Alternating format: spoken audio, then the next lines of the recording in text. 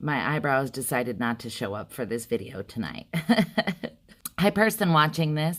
Do you care about somebody who says they have anxiety and you're like super confused and don't know what to do? If so, this vid is for you, boo. Here's the deal. The word anxiety gets tossed around a lot, so much so that people don't take it seriously sometimes. There's a difference between daily anxieties, which is like inconveniences, stressing about minor things that go wrong, and then you have anxiety disorder, which is torture. Oh, it's torture. It's torture. I have an anxiety disorder, 2 of them.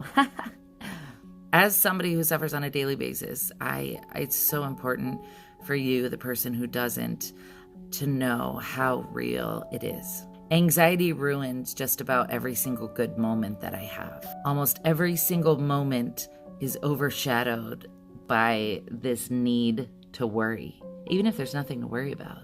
If I don't have something to worry about, I'm worried about not having something to worry about because I always feel like I should be worrying about something. It sounds ridiculous because it is ridiculous, but it's real. And I'm just a ball of tension. Even if I'm being silent, my mind is racing. In a situation where there is nothing to fear, I am paralyzed with fear.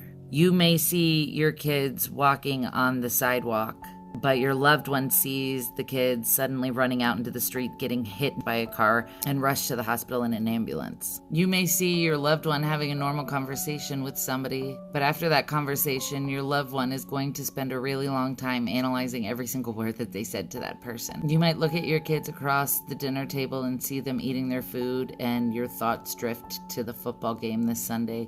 But your loved one is probably watching the kids like a hawk to make sure they don't choke, because the idea of them choking and your spouse not being able to save them is crippling. Your spouse probably asks you to lock the doors and check them and turn the security system on and turn the lights on outside, and you think that they're overreacting. But as you're laying in bed, they're imagining what they would do if somebody went to break into the house, which kid's room they would run into first, where they would put the kids, where they would hide, and how they would fight off an attacker. It sounds crazy, and everything inside of you probably wants to say, calm the F down, you're overreacting, just don't think like that. But that's the problem, is we don't know how to not think like that. We know we sound crazy, but when somebody else calls us crazy, it makes it 20 times worse. When my spouse validates my feelings, it changes everything. When he says, I'm so sorry you feel like that, babe, let me know if there's anything I can do, it makes me feel loved instead of judged.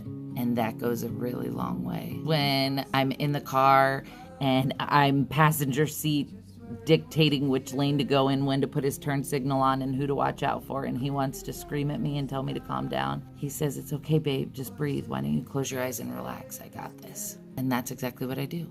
Sometimes I need to be reminded that everything is going to be okay. We don't want to feel like this.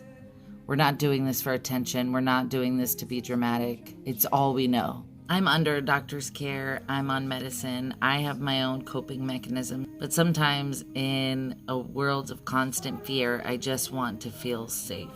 Love and compassion and empathy goes so much further in these situations than judgment and criticism, I promise. Anxiety doesn't have to destroy your relationship. It doesn't have to destroy both of your lives.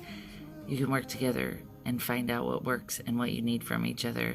Communication is key, and love is key. Our brains are weird, man. You're not alone. Now, if you'll excuse me, I have to go worry about things that are never going to happen. Okay, bye.